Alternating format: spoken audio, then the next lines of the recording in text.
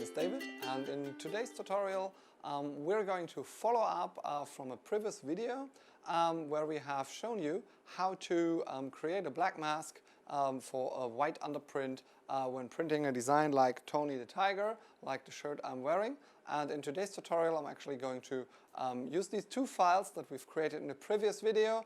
You can check that video on the info pane here, and we're going to print this and transfer it to a dark shirt. Alright, so this is the LaserJet M45DN, and I'm going to check that I have the cyan, magenta, yellow and black toner cartridge installed. As for Tony, we need all the four colors in the first print run, so we're going to print the color design first, right? Toners are inside the printer, and I'm going to make sure that I have a sheet of the transparent A foil for laser transfer inside the printer. Okay, have that inside the printer. I close the tray, and I'm going to start printing. On my screen I have both designs. I have the color design and the black mask, and I'm going to print the colors first. So I hit the print button. I'm going to make my color settings so the image is scaled to fit my A4 page. For media, I'm going to select the media type transparency.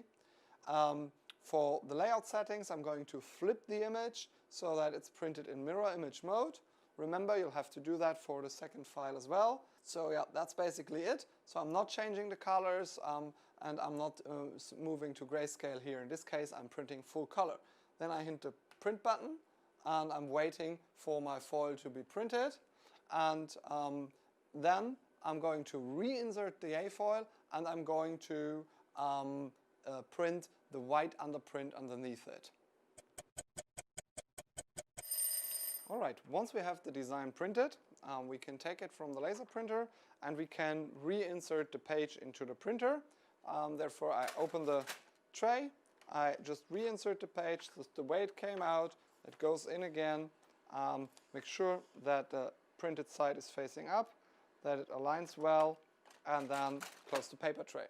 Now in the second step I'm going to switch to my black mask file, which we have stated latest mask.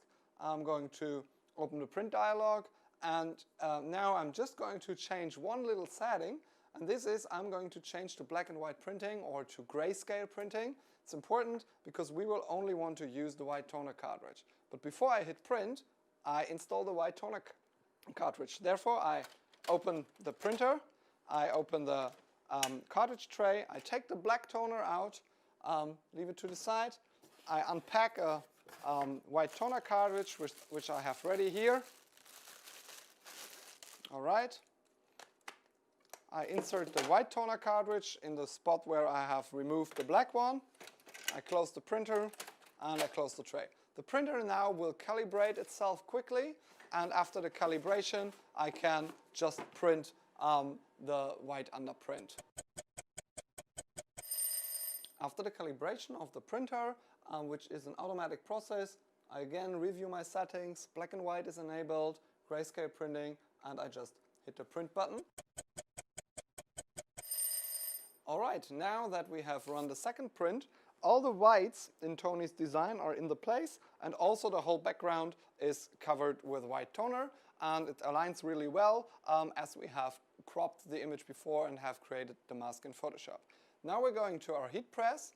The press is preheated to 160 degrees Celsius. The timer is set to 2 minutes. I'm giving it a quick pre-press to make sure that my lower plate is really hot. Alright, going to leave this to rest here for a second, and I'm going to take a B paper. The B paper that we use contains sort of an adhesive, like a glue, and this glue sticks where the toner is so that the transfer only will transfer the design that was printed and nothing else.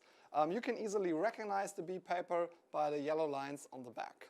Alright, I think my heat press should be fairly warm now, so what I do, I'll put the A foil with the Tony print on the bottom plate with the printed side facing up. I'm going to cover it with a B paper, making sure that it aligns nicely. Alright, and then I'm going to use some sheets of regular standard A3 copy paper, which I have tacked together with some heat-resistant tape. It's like 8 or 10 sheets to even out the pressure. I'm going to cover it with this, and I'm going to close my heat press, and I'm going to press for 2 minutes. I'm using quite a tough pressure here, and during this pressing process, the toner and the glue will stick together, and after the pressing is finished, I'm going to separate those two papers, and we'll have a design that we can put on a cotton t-shirt. I'll be back after the time's up. All right, time's up. I'm going to open the heat press, take away the A3 copy paper, and I'm going to peel it while it's still hot. I'm giving it a quick wipe with a cloth, and then I'm going to hold down the A-foil so that it stays on the lower plate of the heat press, and I'm going to smoothly peel off the B paper. Try to peel constant, not too fast, not too slow, so that you get a nice separation.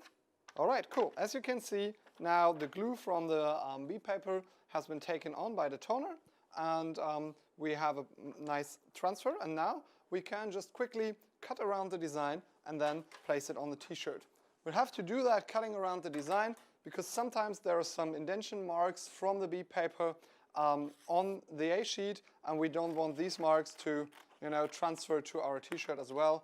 This is why I just quickly, roughly cut around the design here. Cool, perfect. Now I can take a standard cotton t-shirt. I have one cotton t-shirt prepared here. I'm going to place the shirt on the heat press. I'm giving it a quick pre-press for 2 reasons. I want to have it flattened out nicely on the press, and I want any moisture to remove from the shirt so that it's really dry. All right, this should be good. Just like 5 seconds, quick repressing. Now it's flattened out nicely, and now I take the A-foil with the glue attached, and I can place my Tony design here. This looks quite good, and now I'm taking some standard silicone paper to protect my heat press and to cover the design, and I'm going to press again, this time only for 30 seconds. All right, once the time is up, we open the heat press and we can take the shirt out. Now, before we start peeling the design, peeling the A-foil from the shirt, we have to make sure that the shirt cools down completely.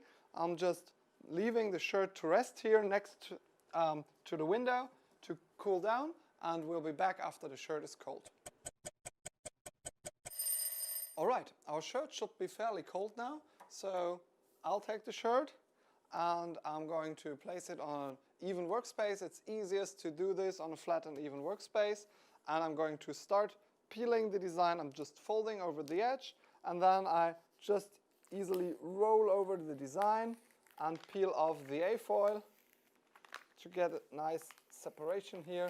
All right, and as you can see, we have a perfect separation. Even Tony's beard hair has separated and transferred perfectly. As you can see, the design is still like a little bit shiny. When you look at the details, it's still a bit shiny, but you can see that everything has transferred nicely. To matten out the design so that it looks like the shirt I'm actually wearing, we go to the heat press again, and we're giving it a quick finish press, all right? So put the shirt on the heat press again. This time we're using some silicone paper. Can use the same sheet that we have been using previously, and we just cover it, and we're going to press again for about 15 to 20 seconds. We're using the same pressure and the same temperature, 160 degrees this time. This step is also very important for the washability. As I said in previous videos, if you're printing onto cotton, if you're transferring with toner onto cotton using A-foil and B paper, the washability is quite good, but it gets really enhanced when giving it a finished press, okay? Time's up now. I open the heat press and I remove the silicone paper. And as you can see, the print now is really nice and matte. It's not shiny anymore. And as you can see, it's pretty much the shirt I'm wearing, just made new for you. Really easy, really nice. So this is how you can use 2 files, 2 layers to have a white underprint when the design actually needs it, like Tony We've made other videos which I would like you to check out, where we just print one single file with multicolor. This is the case when you have only solid colors and you don't need a solid black in your designing. So if you have any questions or suggestions for future videos, please put that down in the comments below. Please also check the channel for other videos and make sure that you hit the follow button to stay up to date. I say thank you for watching and see you next time.